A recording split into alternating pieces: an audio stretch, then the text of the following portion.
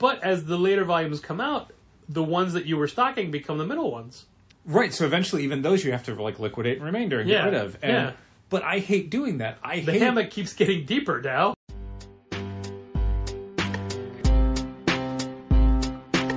Come on and visit for any occasion. Don't keep patting down waiting. Comics and conversation. Keep the conversation moving along. Keep reading comics, keep your local store strong. If it's hard, then it's a job for the challengers. Comics and conversation, y'all. From Challengers Comics and Conversation in Chicago, this is Contest of Challengers, a comics industry business podcast with Patrick Brower and W. Dale Bush. There was a weird Penguin order today. Okay. Everything we got today was just Penguin. Sure. All the different variety of boxes. Yeah. Mainly number 10s, but smaller ones and T-folds in one single envelope. Yep. But just Penguin. Nothing else today, just Penguin. Mm-hmm. But we got in restock of 3 books from this week. Yeah. Probably the ones that were all damaged earlier in the week. Okay. But it's weird because we weren't sold out of any of them. And the quantities were massive. Yeah, because we had a lot of damage. That's one of the things is I don't know those. I don't see those reports. It's true. So, I mean, you do get emails Monday night after we do the receiving, but you get a lot of emails, so it's easy to miss it. So many PRH emails, there's no way I'm reading them all. Okay. They're starting to think that they're 3 worlds and 3 moons, you know? Seriously. So yeah, I don't look at all those. Okay. I guess I need to, because when we get a stack of 18 copies of Invincible Iron Man, I'm like, why do we need 18 Invincible Iron Mans? Yeah, those are damage replacements. So you can, if you want, you can go through the shelf and see if there's anything that you would consider less likely to move and take it off the shelf. Well, if that's the case, I would put every issue of Batman Spawn off the shelf. Okay. Do you remember a few days ago where I said we don't have enough? I remember you saying that, yes. Yeah. I was wrong. Yeah, we wanted to order real conservative because it was unclear whether or not this was going to be a kind of a massive crossover hit or not, and the answer was not. Definitely not. There are comics fans that care, and we had a bunch of pre-orders and a lot of different covers, but we went on the lower end of what we would normally arrange for that book because it wasn't returnable, and even that number was probably like 20% too high. I think 20% is too low. I think more copies will sell over the next few weeks. Okay. Not a lot of people came in this week, so there's probably people who will come in. That is definitely true. Over the next 3 or 4 weeks for various reasons and see it on the shelf and go, oh, there's a Batman Spawn book. And they will probably pick it up. For this being the second to last Friday before Christmas, this is the point where we would start to see Christmas sales, i.e.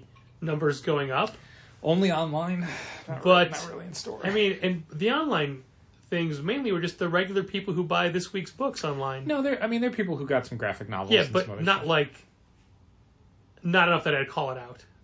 I mean, I would say it because it's an increase. Like, it's, even if it's just a few $100s, it's a few $100s that we weren't doing online last week.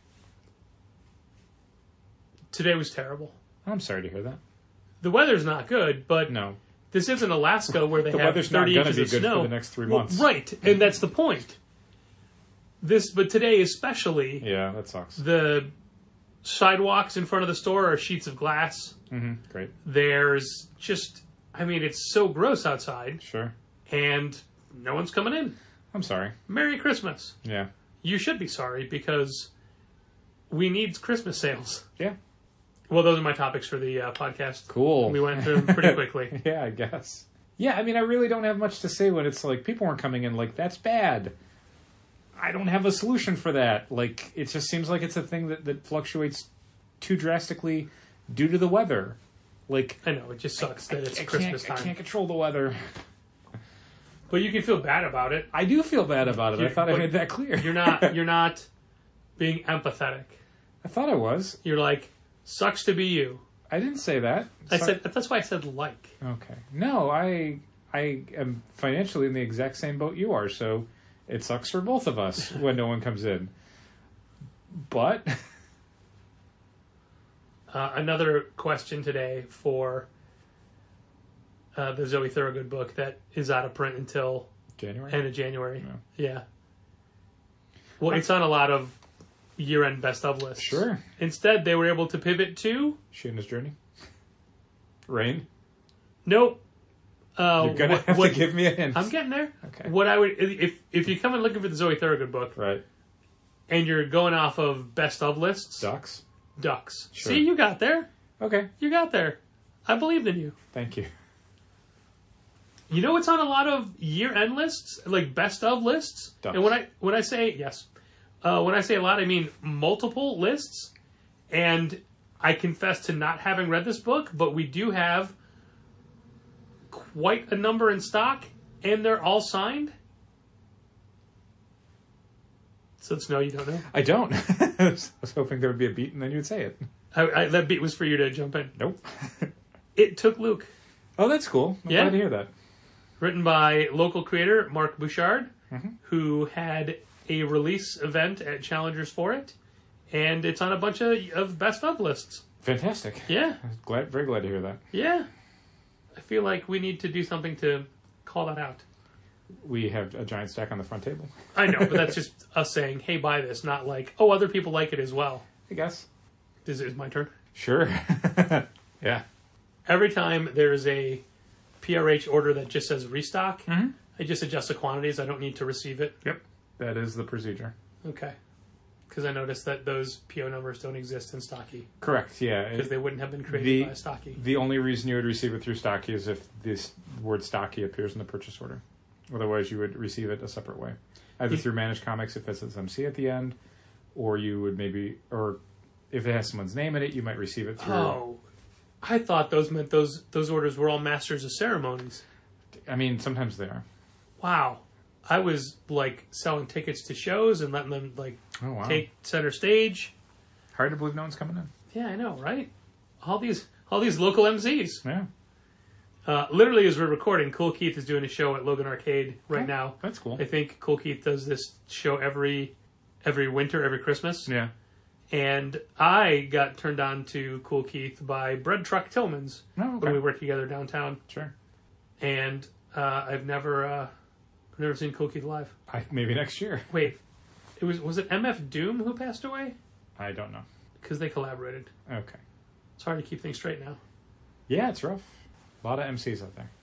Did you mean Managed Comics purchase orders, or I did? Yes. Okay, I'm just trying to keep track. Both. Got to start writing this stuff down now. Keep it going. Obviously, the lack of full discount on orders transferred over via the Managed Comics order helper. I can never say this straight. Tile into Shopify is still an issue, and while we have basically, it's random as to how many items in an individual purchase it will give the discount to. Yes. And so our rule is if it's less than half, we take the discount off of everything and then take one off the entire purchase. Right. If we can, if they're not adding anything else. Right. If it's more than half, we just go through and do the discount on the remainder. Yeah, I don't know that I saw it happening as often on Wednesday and Tuesday as I was seeing it earlier in the week. Well, let me tell you about today. I can only speak for myself. I mean, that was my point, was that it seems like, anecdotally for me, it's happening less often, but clearly it's happening as often or more often on Friday. The only club member who had their entire order fully discounted, this guy. Oh, that's cool.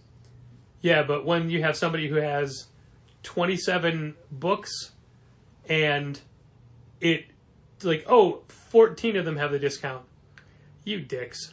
Yeah, I mean, there's still 13 you have to go through and have the discount too. One of the things I noticed on Wednesdays, we had someone who was checking out with like 20-something books. They hadn't been in for a while. By that point in the day, they were the only person in the store, customer-wise. So it was something where I just pulled them up and I just let the cart sit for a while. And eventually, all of the discounts were applied. But, I mean, eventually in this case was several minutes. Yeah. So it's a thing that I'm not suggesting it as the solution, because the solution cannot be, hey, me and a customer, let's just stand here and wait and see if this thing ever finishes. There's a point where you just have to go, no, it's faster for me just to apply it myself. In theory, wouldn't it do both? While you're going in and taking it off each time, isn't that giving it enough time to work on them? I don't know. The answer is no, because I was doing it by hand, do it both. Yeah. It's to a point where you just watch the total, the dollar total. Pretty much, yeah. And it'll do a couple, long pause. Do a couple. Yeah, I mean, again, in this scenario, it was 20-something books was maybe 4 to 5 minutes of waiting for it to actually be finished. Wow. With a lot of breaks in between. And 4 to 5 minutes with one person at the checkout is an eternity. Yeah, it's unacceptable as far as, like, again, I'm not suggesting it as just wait. Like, you can't. Like, that's absurd. Like, we cannot have a customer standing at the register for 4 minutes as we try and make small talk with them to hide the fact that it's taking 4 minutes for a computer process to finish. Like, that's absurd. So, yeah, clearly something that Managed Comics is still working on in the background. Would the small talk you make be, did you catch that ludicrous display last night? No. What? It's an IT crowd gag. Oh, okay. That's how men talk about football. Oh, okay. The thing about Arsenal is they always try to walk it in. Okay. Sorry. Too busy chuckling at that. That's fine. Works in so many scenarios. So many. Especially now that it's still World Cup season, Dal. I notice you're decked out entirely in your France outfit. I am, yeah, I guess I am. I thought you were a Messi fan, no? I don't know who he plays for. Is it France? Not France. Okay. That's why I said I thought you were. Oh, no, sorry. Not France. Okay, so you're rooting for France. Not because you hate Messi. Okay. Sure. Got it. Look, when I start talking about World Cup, you're going to have to... I know, I don't have anything. Like, I didn't work the last 2 days, and the days before that were unexceptional. It was one of those weeks that didn't have anything special happen, or wasn't exciting or different, or, even especially frustrating. It was just all the normal levels of running a comic shop. Like, some weeks are just weeks. No, like, it sucks that, like, we're this close to the holiday season. It's not like, boy, it was packed and it was so busy and whatever. Instead, it was just like, I don't know, I got all my stuff done. Like, an amount of people came in and an amount of work was done. And none of it sticks in my memory at all because all of it was just super routine. I think we can lay some of the blame at David Harper's feet because every Friday I normally read his 10 Things column where he talks about 10 things from the week. Mm-hmm. And there wasn't one this week. Oh, it sucks. And I'm not saying I always steal topics from him, sure, but I will occasionally think, oh, that's a thing that we have a take on. Yeah, this is why a lot of pop culture things by this point in the year are very like, hey, let's just recap the year. Let's do the best gifts we're giving this year. Let's do the best blah, blah, blah, time-filly wrap-up stuff, because everything stops in December. There is no new news. FOCs are basically going to be shut off for 2 weeks after this Sunday. The emails we're getting from publishers there's no huge announcements. There's no PDF previews, because everyone's just like trying to get out the door, ready for the vacation to start. It's so... I tried to talk about anything like, it's a regular news week. It's not. Nothing. So it's a little disheartening to me to see the sheer number of people with real jobs who just automatically get the week between Christmas and New Year's off. Sure. And that is literally a thing I've never had. Oh, yeah. I mean, and even people who, we're getting notifications from distributors telling us, hey, no one's going to be in the office the Friday before and the Monday after Christmas and New Year's. Like, so don't expect responses, and shipments are barely going to go out because a lot of warehouses are going to be closed as well. And so when it comes to talking about comics retail at this time of year, the only thing you can hope for is something's going on in the store because of Christmas, and then you get a week like this where it's like nothing was going on because of Christmas. It doesn't matter. Well, we did have one of the weirdest questions we have ever had in the store this week. Okay. And it's completely non-comics related. And it's so out of left field that there was no preamble nor follow-up. Okay. And the question was, which direction do I walk to Gary, Indiana from here? That's right. East. Which way's east? That way, and we pointed east. And then they left. They left. So, good luck with that. I hope they got there. I don't know that they would be there by now. No, this is Wednesday. Yeah. Yeah, it'll be in Gary by... Well, they'd have to stop and sleep. I guess. It's been 2 days. I wonder... now, granted, it's not like we were that bored that we immediately pulled up Google Maps and said, what's the route to walk to Gary, Indiana from here? How long would it take? I mean, you basically walk east until you hit the lake, and then you follow the edge of the lake southeast until you hit Gary, Indiana. Yeah, but we didn't tell them that. We just said go east. Hopefully they know not to walk into a lake. I mean, there's only so much direction and advice I can give somebody. There's so much direction was east. Yeah, east. It's weird that they always come in to ask us. You know, there's an auto parts not parts or supply, a mechanic next to us, yep. a barbershop connected to us. Yep. Coffee shop across the street. So many coffee shops. Yep. But they always ask us about parking. They want our candy canes. They do. A lot of the candy canes have been going off the door to people who are not deserving of candy canes. I don't want to be all Santa or anything here, but I agree with that assessment. Yeah, I think I'd said after the third or fourth teenager, young adult who fill their pockets, who basically tried to grab a handful of them, and we had to go one. That I said I don't know why we put stuff like that out anymore, because we've had 15 years of seeing people take advantage of us doing stuff like that. So that's why we stopped doing it for 15 years. Sometimes we do things out of inertia, you know? I guess. Because we've always done it. Sure. We advocate people not buy books for those reasons. Mm-hmm. Don't buy a book that you don't like because you've always bought it. Sure. I think that's the worst part of the collector mindset is I have to keep buying something because I have a running collection of it, even though I don't like it anymore. Nope. That's when collections can stop. It's like my personal views on Christmas. Mm-hmm. All the things that I do. No. I didn't always do them. I slowly built them up, and now then as I added more things, I just kept adding more things. I didn't take anything away. Okay.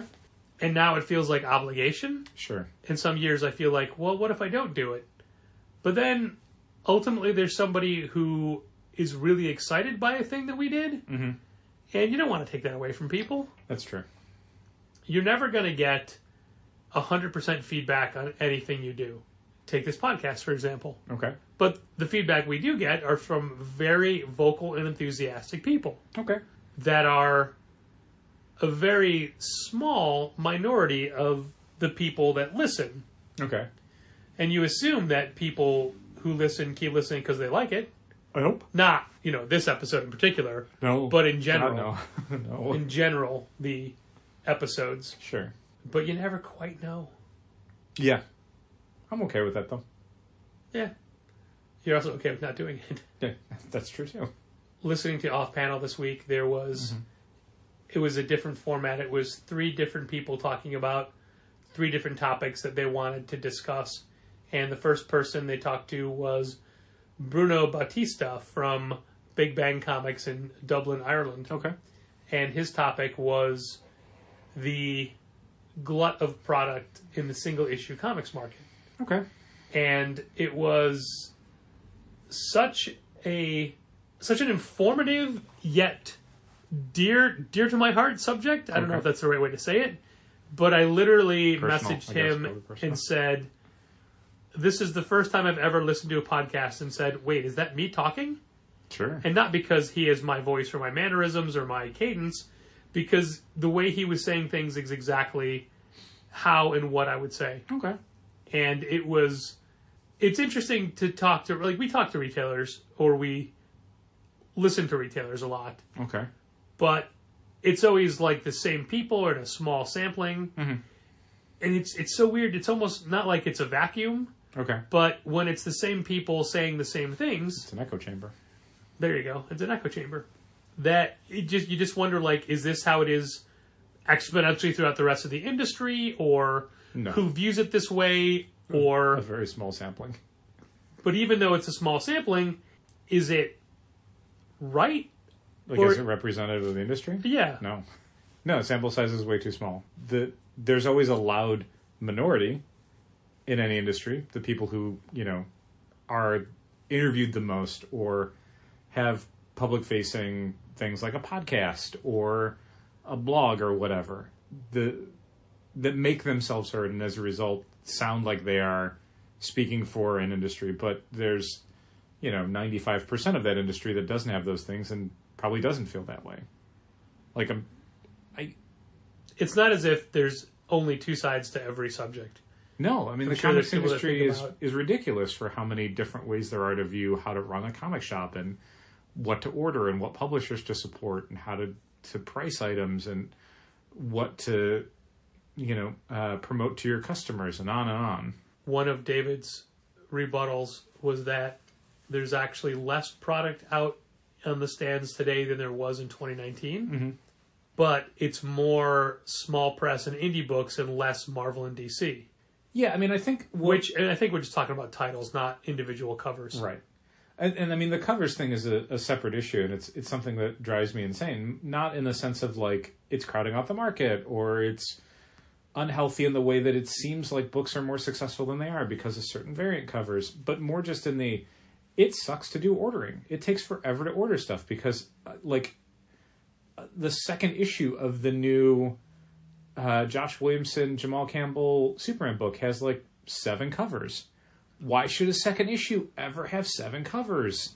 Marvel's cover scheme for the month of March is Alex Ross villain covers, so expect those on almost every book. Oh, no. In addition to all their regular variant covers. So just stuff like that, where every individual comic book has 4 to 12 line items that you as a retailer have to figure out, what am I ordering? And even if it's just, I'm only doing special orders, okay, you have to make sure the special orders get ordered for every single line item. And when it comes in, as you know Patrick for a long time, that one copy that comes in has to be checked in the same way that you're checking in a stack of 40. 10 copies or 50 copies or whatever. All of that stuff takes time and takes effort and takes your mental bandwidth. So, yeah, oh my God, the amount of variant covers, and DC in particular, has just leaned into it in a way that is almost Dynamite-esque, where random issues will just have almost 10 covers, and you're just like, why? Why are you even bothering commissioning this many covers? It's insane. It's insane. There's it so can't many. be sustainable. Doing DC initials for February. Yeah. These last couple of days, I literally just picked and choose based off of what I liked. Which is fine.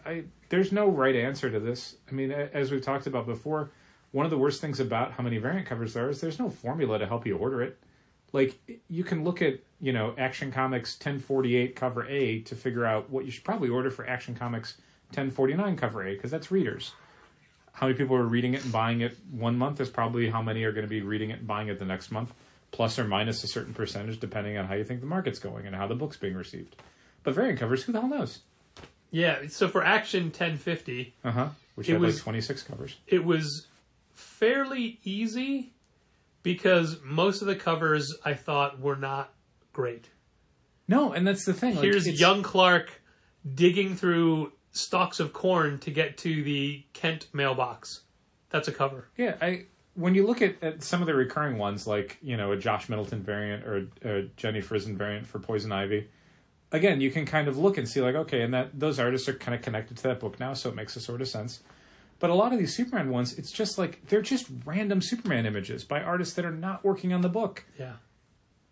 And the scenes could be anything, especially for Action, which is doing these kind of anniversary issues. It's it could be literally any character that an artist wanted to draw. And it's is that going to appeal to the people who are picking this up because of the recurring storylines and the creative team and whatever else?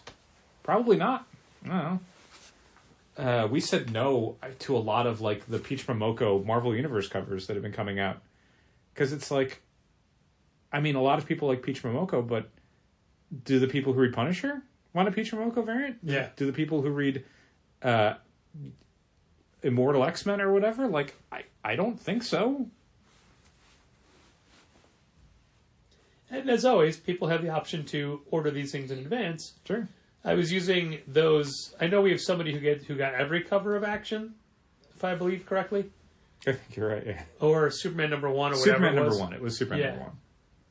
So I took that away from the equation, but if there were covers that got multiple requests, fine, I'll get a couple more for the shelf. Yeah, I think that's usually the best practice that we have. Is Covers that have 0 orders, I'll skip. Yeah, you gotta assume, if 2 or 3 people who don't know each other are I gotta get this cover, it's well, there's probably gonna be 3 more people who want it, or 5, or 10. And it's weird to me that an Image book like Black Cloak will have 4 covers. More than 4. Well, I mean, like, I was doing issue 2. Tualote has 3 covers for Black Cloak #1. That's Oh, for man. this week. That is a And lot. she's just one of the artists. That is a lot. It's a lot. And it's like the same image, so I think it's like regular and then logoless, and like there's some nudity that's being covered up by like waves. Yeah. So that might be one without the waves, so if you want to see nipples, there you go. And then there's also incentive variants on top of everything else, and like 3 more open order covers for that book. That was an issue of Loveless. Mm-hmm. Lovesick. Lovesick, okay. Lovesick. That's the current Lovesick is the book out now, right? From Image? Yeah, Sure. With Mistress Domino. Yes.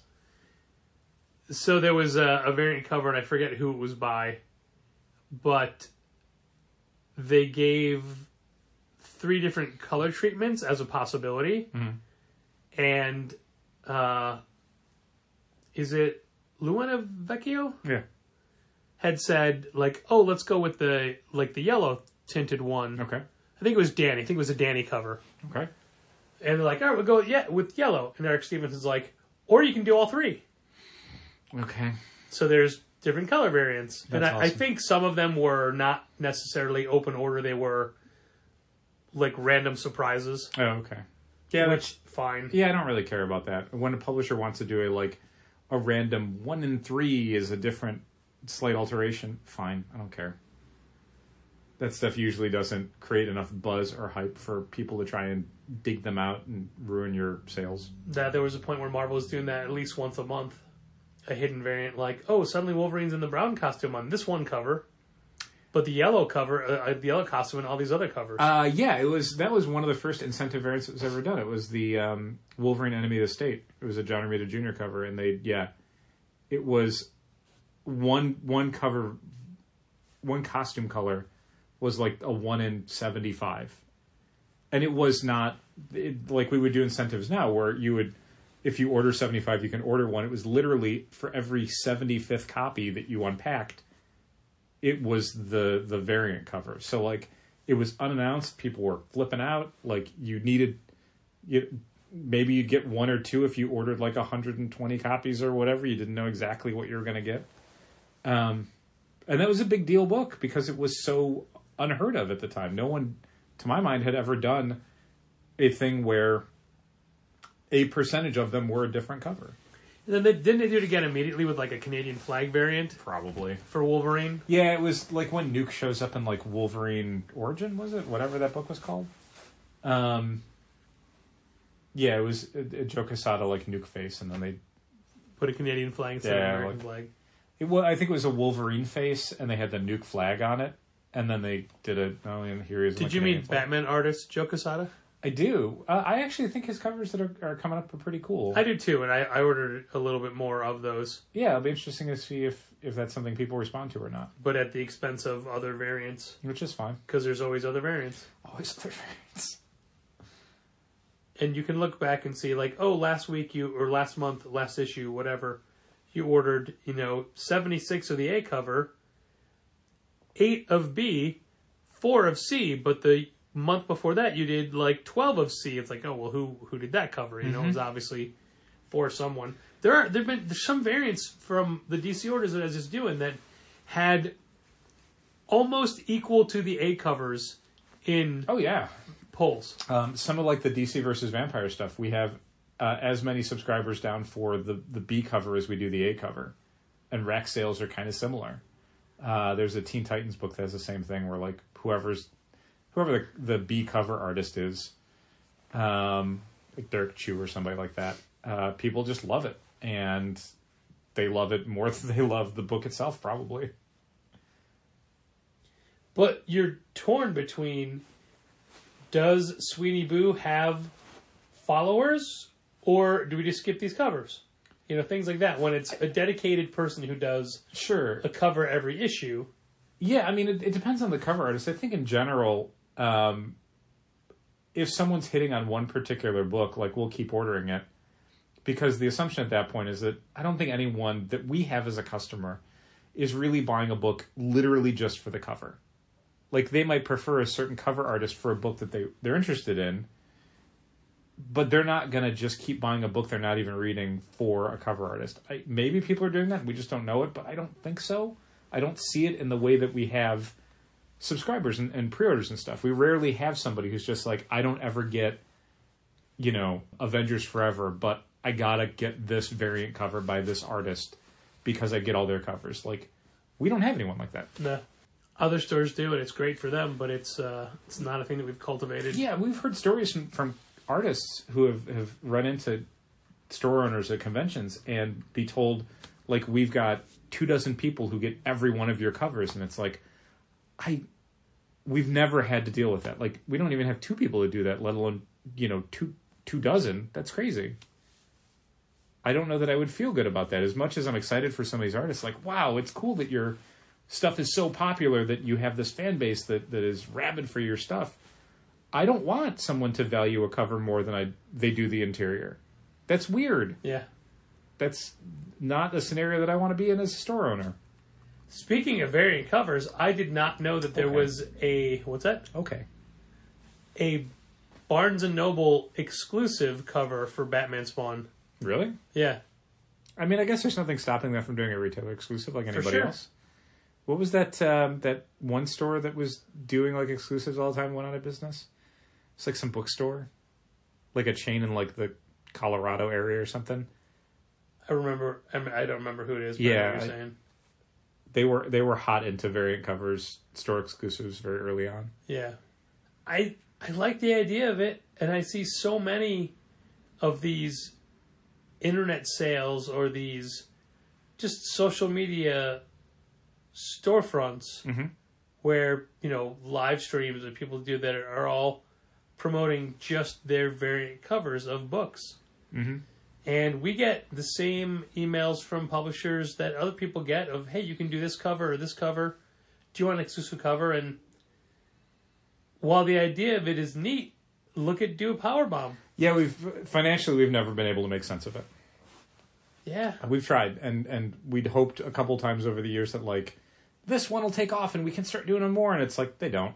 Do you think we should take a lot of our incentive variants that are just on the shelves, not new this week, but everything older than that, and just have a box of variant back issues?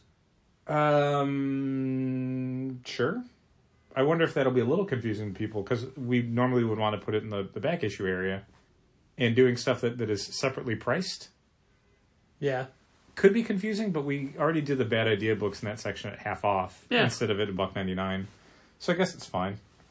But we could also... Do you not want them on the shelves? Well, I mean, there's going to be a point where we need room on shelves, Sure. And there's certain books, like we were trying to put out, we got some Miles Morales Spider-Man #1s. It's like, the only book we have out for Miles is like a 1 in 25. That's true. Or I was moving some stuff around. It wasn't Punisher, was it? It was like DC Vampires or something. It's like, we have the 1 in 25 for the last 3 issues. And that's happened with a bunch of DC books. Yeah, DC variant, the incentive variants are not no one cares. in demand anymore. But I guess we could start pricing those differently. We have a formula that we use for and those, our formula is very... Not generous enough? Consumer friendly. Not generous enough, apparently, for those books. But we could also, because those are the books that you don't just want to throw back into the back issues for $1.99. That's true. I always kind of hate doing that when we end up pulling stuff off the shelves because it's been a while. It's like, this is an incentive variant. Yeah. Man, I don't want to sell it for $2. But yeah, but I mean, we could make the incentive variants when they go to that box half off. Yeah, I think that's a good idea. And then we can reprice them in the system so there's no confusion. Oh yeah, it's super easy to do. Yeah, we'll still leave the price sticker and the full value. Yeah, but just like have the box denoted, hey, it's half off. No, I mean we can change the price sticker and we can just change it in the system to say like it was $14.99 now $9.99 something like that. Yeah, I think it's a good idea. It's going to take a while before it comes to fruition because we have to wait for stuff to come off the shelves. Right, but I like when you're looking at. But no, it's a good idea. A lot of miniseries that are going to be up soon, like DC vs. Vampires. I mean, stuff gets pulled off those shelves every single week. Right, it has to. Right, And it'll be a while before it's a full box, but in that way, because we occasionally have people come in and say, "Where do you keep your variants?" We do. That's true. We have a box. Yeah, there's a box over there. I mean, newer stuff will still be on the shelves with, of with course. their titles, but Of course. I think in lieu of having to just completely remainder that stuff, I think a box is a good idea. And we did a Black Friday sale like 5 years ago now, where the whole sale was just, here's all of our variant covers. Because we had boxes of those in the back or whatever. We did, yeah. I think we were doing eBay differently then. Yeah. And we just had stuff that we hadn't listed yet or had listed and was just not selling. So we just put them all on the counter. And it was, as usual, a lot of DC variants for like Brightest Day or whatever that no one cared about. Yeah. And who's to say people care about them for half off? But at least like it's a dedicated area where it's like, oh, it's a neat little bonus or whatever. Not bonus, but an extra thing. Yeah. So we have a section for this kind of graphic novels, and it's 25% off, I think. Yeah. And that section is way too full and none of it sells. So I kind of don't know what to do with it next. We don't really have another place to put those, and we could mark them down even further, but I just feel like some of that stuff's been in that section for a while. Okay, I'm going to do something that's terrible for a designated audio podcast. Okay. I'm going to do some charades. Okay, I'm ready for it. 2 words? First word? Second syllable? 2 syllables. 2 syllables, gotcha. Book? That's the second word. Oh, okay. Open. I'm okay with that. Yeah. Yeah. I wasn't doing it. I wanted to make sure you were okay with it before I wasn't. it. I wasn't doing it so people can't hear. I just thought it'd be more fun. Sure. Hopefully it's more we're going to entertaining. donate all those to Open Books. Yeah, I mean, past a certain point. Yeah. I think what we'll probably do is not this week because I got a different project I want to work on. Ooh, on Christmas week even. It needs to be done before we do inventory. That's why I want to work on it. Okay. Specifically, we need to do a stocky inventory of subscription books, which we have skipped over on. Oh, okay. In doing the recent comic inventories off the shelf. But I need to flip it the other way because I want to make sure that those numbers are correct because they might not be, and I don't want our inventory to be off by crazy amounts because stuff never got removed from different subscription things or whatever. That sounds like a really fun task for Molly Jane to do. It's her and I will be working on it together, and hopefully we have enough time to work on it either Sunday or Monday. I'd rather do it Sunday before we start receiving stuff. Yeah. Because once we receive it, we have to do an inventory on it. But we'll see what we have time for. But yeah, I do want to go through that 25% off bookshelf and then look at, because we tag everything when it goes to that section, so we'll know how long it's been there. And try and figure out, like, how long has this been here? Is it too long? Can it just go away? Mostly because we need to free that space up to then do other remainder stuff. A lot of manga, maybe. We'll see how that goes. So I was looking at those shelves thinking, I wish there was a medium shelf size. Like, we have 5s and we have 3s. Mm-hmm. If we had 4s in the front window, sure, it'd make things a little bit easier over there, you know? I could look it up. I mean, I don't remember. I don't want to spend the money on them. Sure. Because those things would be like $100 a piece or whatever. There's like 3 of them. I don't know. 4. I mean, we would replace the whole front window area. Take a look. I also have never been happy with the wheels on those carts. We would maybe want to come up with a different solution or whatever. I don't expect anyone else to have noticed, but last Friday, Stella and I redid the Dungeons and Dragons bookshelf. Is it not tilting anymore? It is not tilting anymore. That's cool. You know why it's not tilting anymore? Took the wheels off? Took the wheels off. Because that thing's never moving. No. And it was so lopsided and crooked tilting. Yes. Yeah. And one of the things I was going to do was zip tie it to the grid. But once the wheels were gone, it didn't need it. No. It's fine. Yeah, the wheels were the thing making it unbalanced. Also,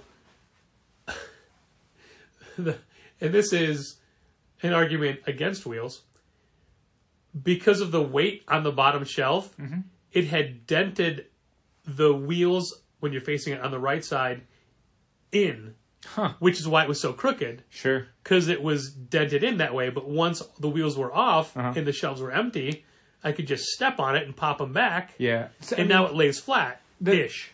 The wheels on the front one for the D&D one weren't necessary because we don't take that apart. We don't move that thing around. Well, yeah, that cart had wheels on it. Right. We didn't add wheels to it. But the ones in the window, we can't really get rid of the wheels because we have to move those fairly often enough where it's like, I don't want to drag them along the carpet, and we can't lift them. They're too goddamn heavy. Well, A, we now have 5 extra wheels to play with. Okay. B, the D&D shelf is totally mobile. Because... What do you think about? I don't know if this is even... Hold on, let me finish. Okay. Don't forget that, though. Okay. I want to hear this. It sounds important. Okay. Because I didn't want to leave that flat shelf on the new carpet with how beat up it was on the bottom, it had our 4 remaining disc furniture movers This is my suggestion. under it. What if we put those on the ones in the window, like, just to drag them along the floor? Like, you can adhere them. I mean, there's just an end, and it's touching a metal end. So if you want to like glue it or something, like there's any number of adhesives you could apply to it that, given enough time, will make that thing never come off. But it just means especially with the weight on top of it. It is never going to come off. So what I would want to do is, and I'm sketching for people who cannot see what I'm doing. Great. Let's say that this is the standard base of just a rectangle. And so the D&D one is like this, just in the corners. Right. For the ones in the and the D&D one, I think you could agree is maybe more weight than the other ones. Absolutely more weight. Yes. Giant So hardcovers, yeah. I would at least want to do. I would do 6. Yeah. 6 per, if not maybe 8. I think 6 is fine. They're not that deep, so it's true. Yeah, I think and 6 is fine. we'll need to see. You just need something how to make mobile it to is. keep it from bowing in the center, basically. Yeah. So 6 is fine. Yeah, that's and that they're not expensive. No. And but it's a matter you of... can buy them anywhere, really. It's a matter of how movable are they. And then, oh my God, how much money did I waste on wheels? Money and time. And I would still need the time to take them all apart. Yeah. I mean, that's a... Actually, it's not that hard because the blue ones... okay, here's why it's not going to work on the blue ones. Okay. The blue ones aren't flat on the bottom. It's recessed. The blue ones, which is the problem I had with... What if, since they're recessed, I mean, there is still a border. Yeah. What if you got... We could only do the corners. Well, I was going to say, what if you just got pieces of wood that filled that in? And that's what the wheels are on. I built sure rectangles for all the wheels. So just take the wheels off and then put the furniture movers on that. Yeah, maybe. Yeah. You just need surface area. That's all you need. The problem is that nothing adheres the wood to the metal. Uh-huh. So when you move the shelves, you're moving the shelf, you're not moving the wood. Until you bump into it, and then it's lopsided. Oh. So the wood doesn't go... It doesn't touch the sides in the... It can't, because there's a lot of little cutouts and pieces like this that make it impossible. So it's basically just like this in the middle. Weird. Wheels, wheels, wheels, wheels, wheels. So and it also, actually, there's... So when we're pulling the bookshelf, we're just pulling it until it hits the side and then it starts moving? Yeah. Oh, weird.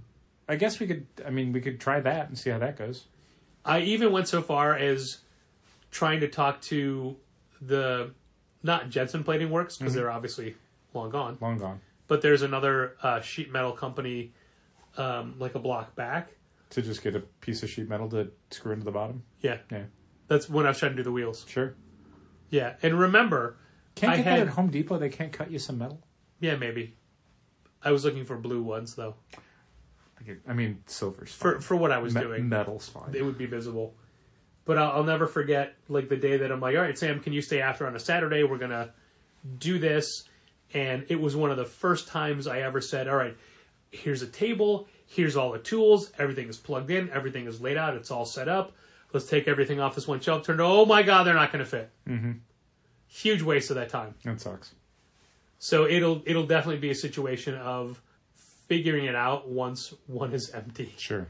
And turned upside down, because there's a lot of little pieces that cut out.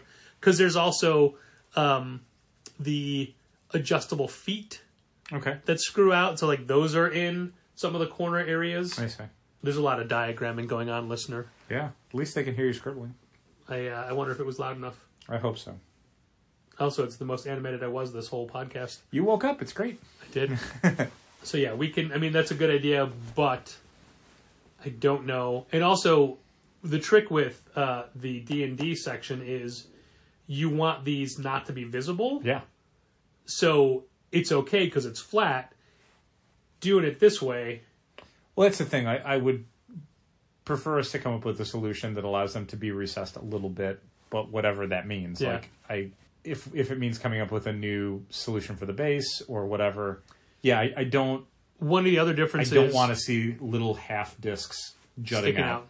Nope. One of the other differences is the red shelves, whether they be the 5s or the 3s, have a bottom shelf that's removable. Yep. But the blue ones, that bottom shelf is the bottom. Yep.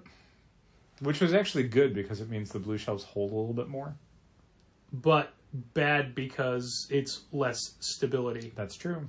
Yeah, what we'll have to do is take one of them, take all the books off of one of them, and flip it over and get a good look at it, and then do some Home Depot recon. Sure. And I try to do that kind of stuff on their website, but it's never indicative of what's actually there. And it's different when you actually see it and hold it, because so many times I look at a thing like, oh, this is perfect, and you go there, it's like, oh no, this is terrible. Yeah.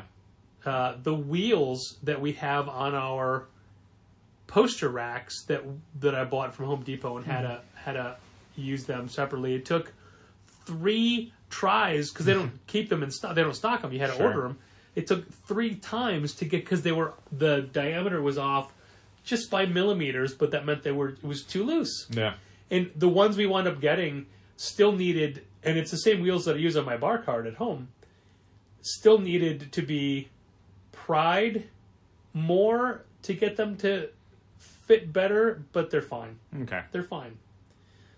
Specifically for the bar cart, it's so long as I never lift it up, it's fine. Sure. Because the weight and the serrated discs that hold the wheel bolt in place aren't going to move. Right. It just doesn't hold the wheel in. Yeah. So don't lift up the cart. The 2 poster racks, their wheels are fine, but it still took too many tries. However, putting wheels on those is so much more effective because we're constantly moving it to plug in a vacuum, to get to the long boxes, to redo other stuff. But yeah, I don't move them and plug in the vacuum, but I see what you mean. But we definitely do need to do something to get rid of any off the floor overstock, because that is a thing I hate us having. Yeah, no, it would be great. I don't know that even if we clear out a bunch of the 25% off graphic novels, I don't think we're going to have enough room for all of the manga that's in the back room, or like the stuff that's on the floor that we would want to liquidate to then make room for. No, and even if we wanted to do let's do a manga sale, just give us room, all we're going to sell is My Hero Academia's. Yeah, and like there's manga, I think, in the 25% off section right now, and it's the stuff that wasn't selling, so we're like, let's mark it down. People still don't want to buy it. They don't want to buy it for any amount, which is why I'm kind of glad that after a certain point, it's just like, let's just donate this to charity, because it will never just move in the store. What if we, No. and this is a tremendous amount of work, and I'm only half serious, Okay. did like a crazy manga sale, but we took everything off the manga shelves and only left up the stuff we don't like. Not don't like, just the stuff that we want to move. No, I hear you. And to be like, 30% off of this manga stuff, or 50% off, or whatever. But it's like, so we can say all manga, but this is all we have out. I mean, I would probably do it more, and it's not a terrible idea. Do it more in the sense of like, make some boxes, put the stuff that we want to kind of blow out in those boxes, put the boxes someplace on the counter, whatever, and then just say like, hey, 1-day sale, these boxes, overstock manga, X discount. We don't have to change the price of the system or anything because it's just coming out of those boxes. People bring it over and you go scan, scan, scan, price. Unless they take it, then they go to the other shelves to see what else is there. Then we would not let them do that, Yeah. or we would need to keep an eye on it. Like, Yeah. I'm just saying, what is the lowest amount of effort that we would put into something? It's just a one-day sale. Right. It's not terrible. I would maybe think about doing it later in 2023 because we do have the store-wide sale coming up. Right. But I mean, that's on all the good manga.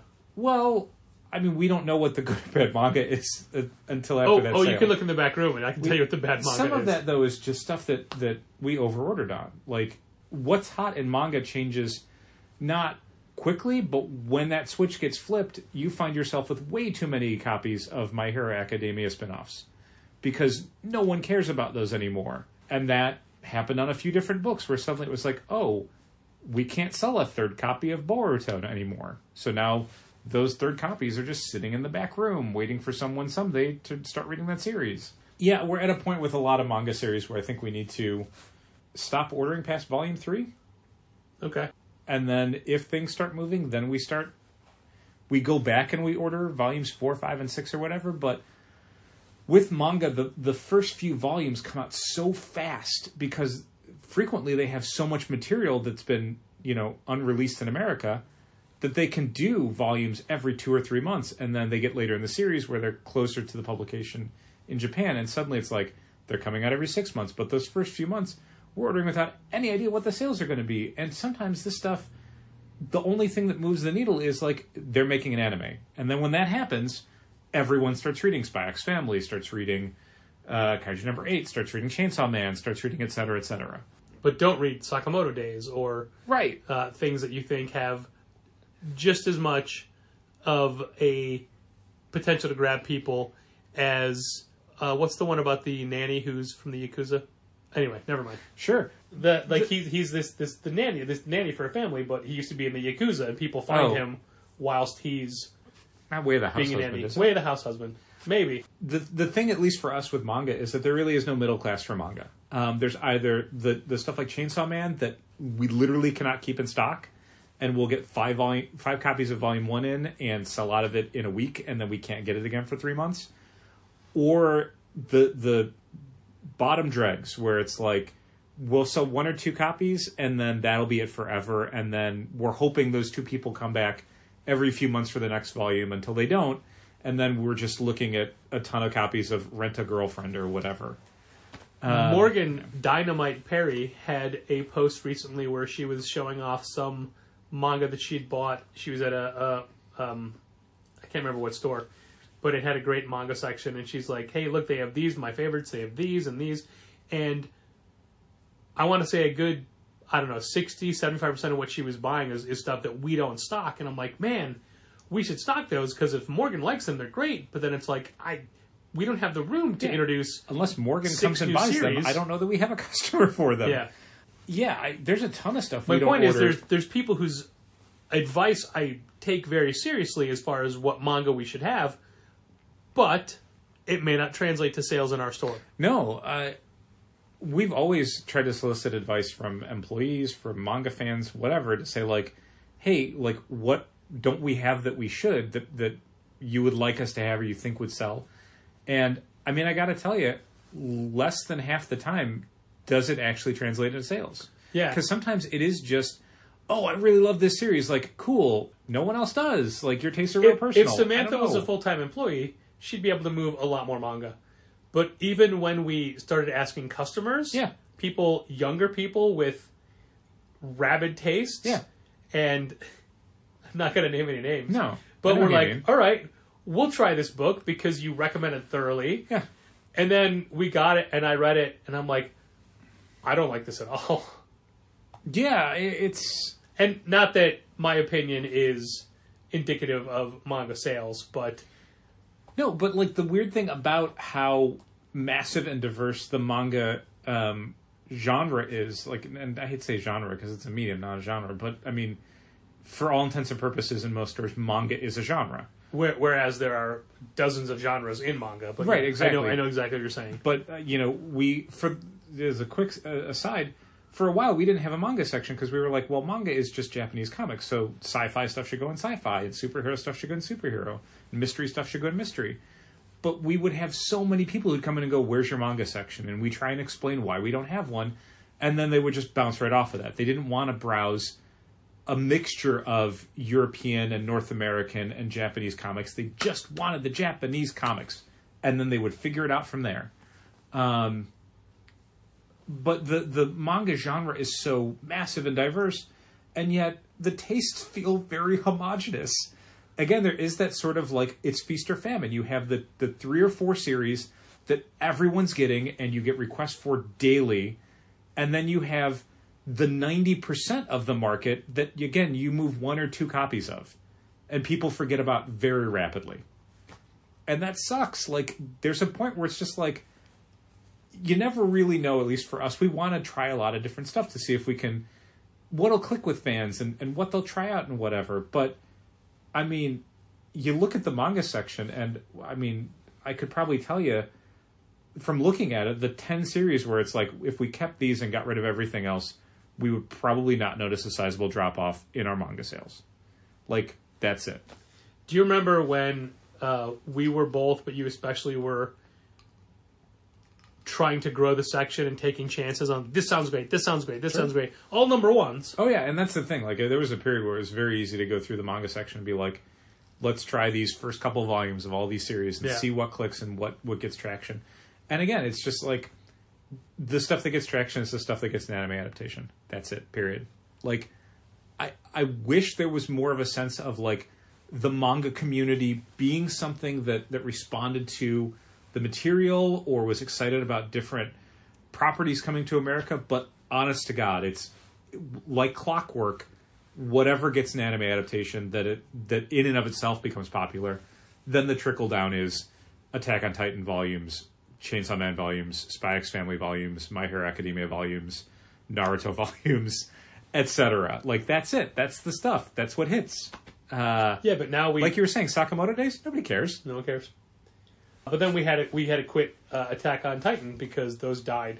Yeah, and what we deeper find into the run. For a lot of this stuff, again, the deeper in the run is the real problem. And you look at our My Hero Academia section, and it's that standard thing of, like, what I've heard Brian Hibbs refer to as the hammock thing, where, like, the first few volumes and the last few volumes sell great. Everything in the middle just dips, and no one cares. And you could literally stop carrying My Hero Academia from 5 to 25 and probably, again, not notice a drop in your sales. But as the later volumes come out, the ones that you were stocking become the middle ones. Right, so eventually even those you have to, like, liquidate and remainder and get rid of. And, but I hate doing that. The hammock keeps getting deeper now. I hate looking at the shelf and not, and seeing, My Hero Academia 1 through 5 and then 26, 27, and 28. Like, what about the rest of them? And in my brain, the retailer part of me is like, they don't sell. You can look at how long it takes to sell an individual copy of volume 18. It could be like 7 months. Is it worth keeping it? But then the reader part of me is like, no, it's a series. But we know from experience, and I'm sure almost any retailer out there will tell you the same thing, a lot of the people who buy volumes 1, 2, 3, 4, 5, you'll never see them again, or they'll never finish the series, or whatever. Like, and that happens with comics too. Like, you look at comic sales, and all the people who end up buying Kaya #1 don't come back in time for 2 and 3 and 4. So we're like, where'd the sales go? The sales went to other stores or whatever, or people who are just like, give me something new to try, Kaya. And then they just, even if they liked it, will never remember to get 2. Like, they just wanted something new. It took me forever to try Kai #1. Yeah. But now we're 3 issues in. I really like it. That's great. I'm glad. It doesn't sell. It doesn't, but it's really good. I would caution any image creator from trying to do a teen or younger skewing comic book. I know that YA is a big market in theory. Single issue comic sales, boy, not the case. Absolutely not the case. What are you saying about Jana? Jana was for kids. That's a kid's book. But again, I read it because of Chris Samney's art. We sell some of the graphic novels, but the single comics, I mean, by issue 12, it was 1 copy for the shelf. That's it.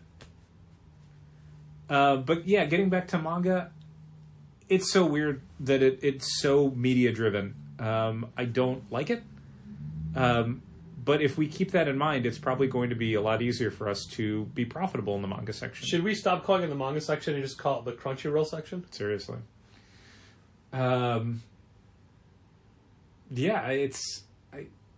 When we start paring down the manga section to make room, because we need room, it is frustrating to get a reorder in and have to pull books off the shelf to make room for the restock. So, you should have seen Gina was sick last Friday, and last Friday, no manga came in. Today, we get a bunch of PRH stuff. We start opening boxes, and she's like, oh no, it's so much manga. Yeah. I'm like, but Gina, that's all next week's manga. Yeah.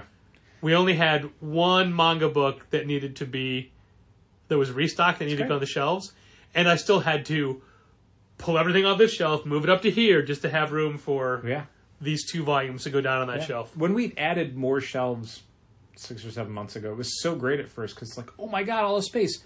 Oh, we got like 4 volumes of this book in this week? Fine, just put them on the shelf. And now it's like 1 copy of anything. Like, even stuff where it's like, I pared it down so it's like, okay, only multiple copies for first volumes because that's the stuff that turns the fastest. A ton of series I had to go, no, not even a second copy. I can't fit it. Remember our manga spinner rack? No. Was it really? It was a DVD shelf that we converted to our manga was a spinner rack right before we brought it back. I don't remember that, no. And I'm like, man, it's too bad because it basically, the bottom of the shelves, because it was particle board, disintegrated with the weight over time. Sure. So we had 2 of them and we just pitched them. Like, oh man, they would be a great remainder spinner rack for the manga. Sure. But nope. Yeah, I think that we do have definite plans. I was going to say definitive plans even, to streamline a lot of the stuff we have because we have too much stuff in the store. And one thing I'd like you and I to do in a January... Insurance fire? Yeah, no, you can't say it on the podcast. Now we can't do it. But you'd still like us to do it though, right? No, I like my job. One thing I'd like us to do in January on a Wednesday probably, once you finish some stuff and before I start doing some stuff, is go into the back room and start figuring out what we can get rid of. We have so many weird fixtures and things that we will never use ever again. And there are no sacred cows, Dal. There are no sacred fixtures, and I already plan to do that in Sidekicks. And there's things that we've had. But like you and I doing it on a Wednesday is easier, and then we can kind of essentially tag stuff and go, Molly, you can get rid of this. Do this on Thursday. No, we'll just drag it out. One of the things I desperately want to do, but it's too daunting of a task while you're working, is to fix that red wooden bookcase. Put the back on it. In the back because it's popped out and everything's fallen off the back. Yeah, I mean we could just get rid of that back part and just push the bookshelf against the wall. It's against the wall. It's just a shitty bookshelf. It's shoring up the structure of the store, if you will. It's all stuff we wanted to do January of this year, and things never worked out as far as the stars aligning. Time never worked out. Time, basically, but there were always other projects. And, I mean, God knows, saying it now in December, I don't know if there's going to be other projects in January that are going to be more of a priority than you and I taking an hour on a Wednesday and going through the back room. Like, we might need that hour on a Wednesday to do something else. And you know what we're going to be doing on Wednesdays moving forward as well? Not every single Wednesday, but a lot of Wednesdays so far. What's that? Events, Dal. We already have a full slate of events for the next couple of months. Crazy. We're starting with a celebration of Stan Lee's 100th birthday on Wednesday, December 28th, which is his 100th birthday. And while we did a charity art sale for Jack Kirby's birthday, some of which are still on our walls. Some of which are still on our walls. What we're doing for Stan Lee is just making it very simple. It is a 15% off sale on any comic book or graphic novel featuring characters that Stan created, or not had a hand counting. in creating. Had a hand in creating. Co-created. Was part of creating. Not counting anything new for the week or anything on hold. Right. That means subscription boxes and whatever. Correct. And it'll also mean we probably forget a whole lot. I mean, I'll probably go through stuff as people come up to the counter and go like, oh, yeah, I guess this counts. Yeah. And we're doing that. Already we have signings lined up for the new year, featuring writer Stephanie Phillips from Grimm, from Harley Quinn. She's going to be From the new Rogue and Gambit comic? From the new Cosmic Ghost Rider comic. Yeah. She will be in on Wednesday, January 25th. So we got a month. We do. There'll be the second arc of Grimm will have already started.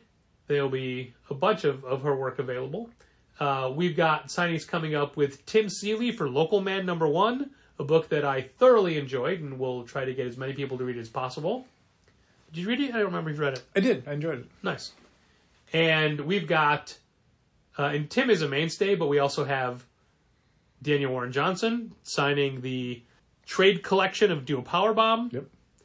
And we've got Ryan Brown coming in sometime. We don't have a date for this yet. Yeah, for whenever the 8 Billion Genies hardcover comes out. Yep. And we have the celebration of the 10th anniversary of Sidekicks, and that is going to be on Saturday, July 28th. Sidekicks is almost at the age to have outgrown sidekicks. Yeah, right? That's exactly right. And that's going to feature Art Baltazar and Alex Rosado and Dave Scheidt and maybe more people. And that'll be like a mini convention kind of a day. Neat. Just celebrating the creators that help make Sidekicks what it is. Yeah. And that's just a start. That's just the what we have going on. And let's not forget that we're coming up on Challenger's unbelievable 15th anniversary. Crazy. In the end of March. And we'll most definitely be doing things for that. Just what exactly, we're not sure. When, we're not sure. I take back that Queensryche thing. That's fine. But that was just note for Dal, not for anybody listening saying, what? He doesn't reference Queensryche at this episode. Which is rare, I know. No, Queensryche is not a thing I talk about a lot. Taskmaster is. It is, yeah. But, so probably still the 31st. Okay, we'll see. We'll definitely see. Plenty of time to make decisions on that and move things around if we feel like it's more beneficial. We forgot the I Love You But I've Chosen comic sale, which we referenced earlier in this. February 7th to the 13th. That's right. It's time to start making banners, window banners and stuff. Yeah, we'll be putting those up in January. Yeah. We should try and put them up about a month in advance. Yep. They're easy to do. I mean, there's a template. We just switch in the new image for the t-shirt and call it a day. Because the dates are always the same. That's true. Always the same. Some of the flyers that are coming up for these events are slightly different, but it's time for a new flyer template. That's cool. It's been over a year. Okay. No, I'm telling you. Oh, okay. I got to do new flyers? Well, I mean, I did the last one. I mean, like, the next couple events have them, but for down the line, it's time for a new template, and I did the last one, so I figured you'd be champing to do it. Really? Okay. I'll sit down with the computer and see if I can come up with my favorite flyer design Okay, great. Thanks, Harry. My favorite flyer design we ever did was the one where it was just basically the rounded corners, but a smaller image, and then the upcoming calendar on the left side. That was fun to do. With highlighted because we used to have so many events. Yeah, I mean, the problem with that was that things would change, and all of a sudden the flyers would be inaccurate. How many times have we had inaccurate flyers? So many times. Books get pushed back, releases change, someone gets sick, whatever. No, it's a neat idea. I'll see what I can come up with. And while not right away. Yeah, no, but we don't need to. Like the flyers are done for all the events that I've mentioned so far. Yeah, something to think about for next year. I want to start going through those Kamen Rider Soto figures I've got in the hallway and start getting those on the floor. I did. I came up with a way of, because I think I mentioned to you before, the figures, they have barcodes, but each one is part of a wave. Yeah. So for the wave, they all have the same barcode, even if they're different figures in different boxes. So I did a thing, the little small square boxes that we got in for Kamen Rider stuff this week, which I won't bore you with trying to explain what they are, had the same... Oh, too late. The same thing where they're from a wave and they have the same barcode. Each one's different, though. So to be able to list them on the website, you have to be able to differentiate what you're getting instead of just like, you'll get one of 4 random ones that you don't want necessarily. So what I did is there's 4... How could you not want a Kamen Rider thing? Well, wouldn't you just be excited to get anything whatsoever? No. Did you see the new to order Kamen Rider stuff? I did, and I ordered I assume it's stuff... Oh, I was going to say, I assume it's stuff you already have. I just figured it was the American release of things you most likely bought overseas. Bandai's reoffering the Kabuto Zector. and the Kabuto Zector Daiza to display it. You just dropped that on me without saying brace yourself first? Brace yourself. Wow. CSM, I complete almost selection modification. fell out of this chair. Kabuto Zector 1.5. It's the 0.5 upgrade from the previous version where it has new sounds and stuff. Yeah, which was just 1.0. I get it. Incredibly excited. Anyway, what I got to do is basically when you scan it at point of sale, there'll be a thing that says, which of these is it? And while I don't expect the people who are working the register to know which one it is, all the boxes will have numbers on them. Okay. So you're just going to look for the number. You'll put the number on it, or there's a number on them? I put the number in the entry, and there is a number on the box. Okay. I will probably show you at some point with the Soto boxes, like, just look here. Showa, me? They're all Heisei. No, that's not true. There's some Shoto figures that are Showa. That's true. Let's start again. Shoto me? Yes. But I want to start working on those boxes, and I just got to figure out where they're going to go in the store is kind of the problem. So if you want to look around and figure out, like, where could I put these that someone could find them, but they also can live there. The loose figure box. In the bottom of the... How big is that box, and how many boxes are there? It's a cube. Right, how many cubes are there? 1, maybe 2. Okay, that's probably not enough space. Well, I'll put some. They'll out. sell We'll so see. quickly. That's it. I'm sure that's it. Yeah, I don't know if I love that because I'd like them to be a little bit more identifiable. Where you can see them every second of the day. No, where people can see them. Like, putting them in the kids' room, like, even though they are candy toys for children, they're candy toys for Japanese children, and American children are not sophisticated enough to fully appreciate the Kamen Rider stickered figures. So I might try to find a space for them in Challengers, but we'll see. It might just have to go in Sidekicks because there's space there. We'll see. Yeah, but as you point out, Kamen Rider Rider for children. For children, yeah, it's for the children.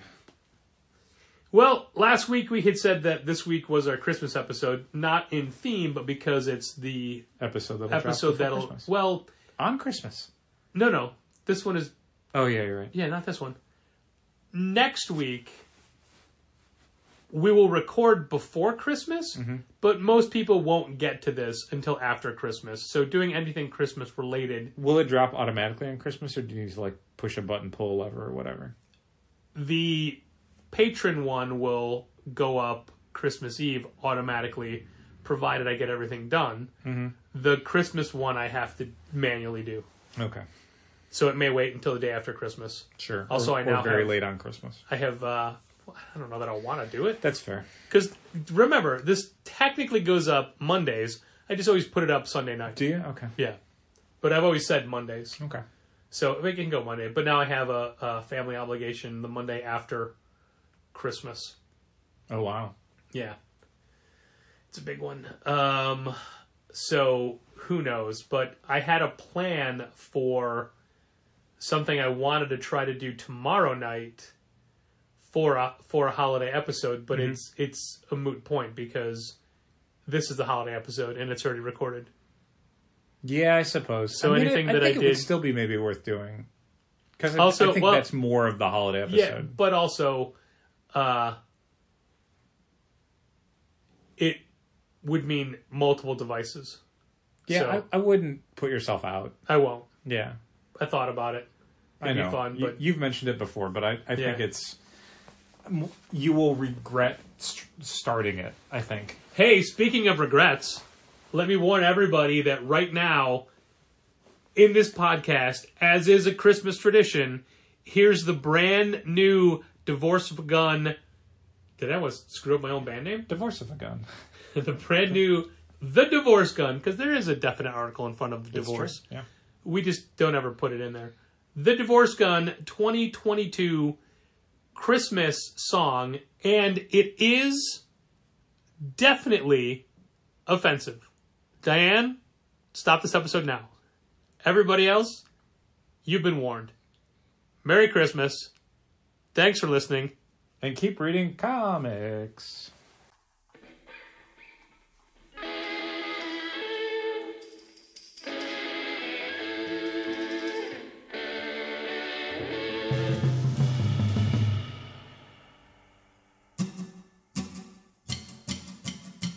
It's Christmas Eve, Santa's sleigh is in the air, on his way to see your mom. But not just her, your dad is also there. The perfect night for a Christmas three-way. Picture your mom and dad, ass to ass with Santa, with all of the reindeer there, and probably elves. Santa is such a freaky bitch. Your folks love every minute. He had his sack of gifts, overflowing with sex toys.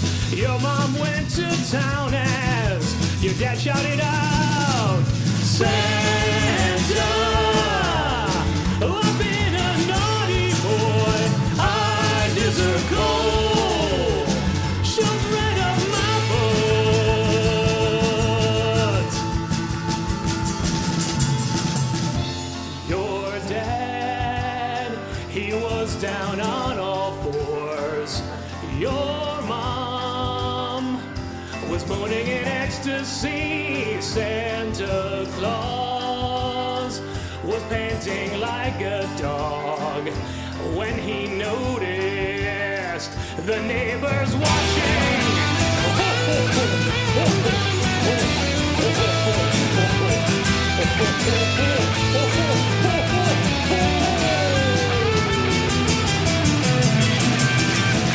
The night just flew on by, your parents tag teaming Santa, with all of the reindeer there and definitely elves. That night, it was not their first time. It turns out you're Santa's love child, so call him Daddy. Your mom says he likes that.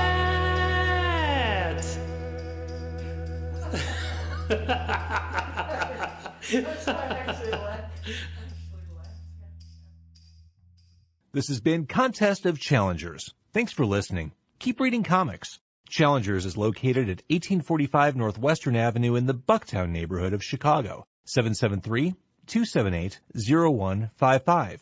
Keep up to date with new releases and events at challengerscomics.com. Like Challengers Comics on Facebook, follow @Challengers on Twitter, and help fund this podcast at patreon.com/challengers.